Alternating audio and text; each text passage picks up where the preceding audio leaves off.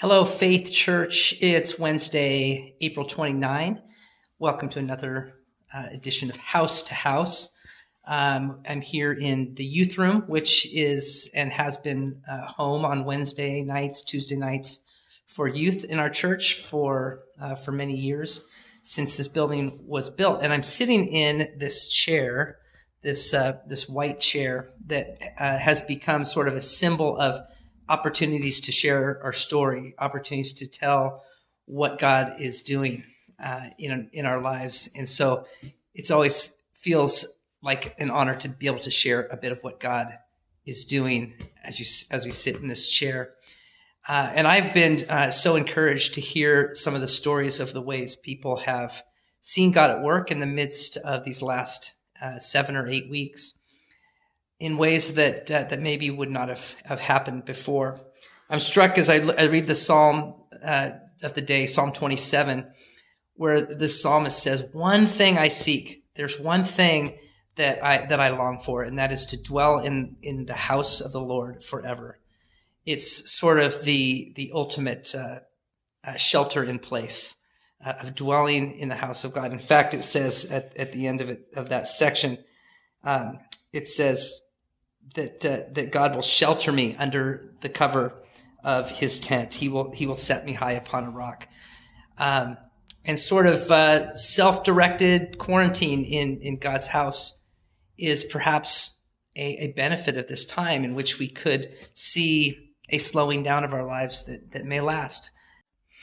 I saw an article recently that said the movement of the earth is literally slowing down.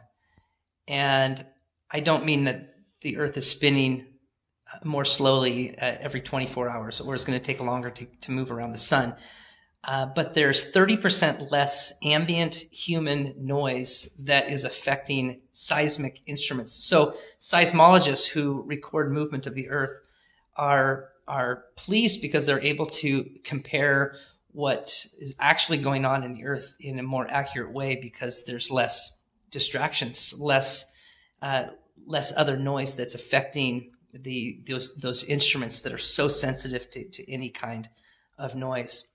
And I think our own lives are very sensitive to the ambient noise that we create in normal time. And my hope is that as we exit this time, my hope for myself personally, and maybe all of us, is that as we dwell in the house of the Lord, as we develop some rhythms that lead us in a way that has less ambient noise, that we'll begin to seek God in a more authentic and new way. But it's certainly we do want to live in God's house, to be a part of coming together as God's people. In fact, the very last 2 verses of this psalm says this, and this is something that I think we can have confidence in together. Where it says, "I am confident in this, that we shall see the goodness of the Lord in the land of the living." Not in the land of Zoom or Facebook Live, but in the land of the living. I'm confident of this. And if we can hold on to that confidence, and then it continues to say, "Wait for the Lord. Be strong and let your heart take courage and wait for the Lord." It's interesting that 2 people before today, but this very week, have told me to simply wait on the Lord. And that is the best thing that we can be doing in this time. Trust in the Lord, wait on the Lord, and be confident in that, and continue to encourage one another.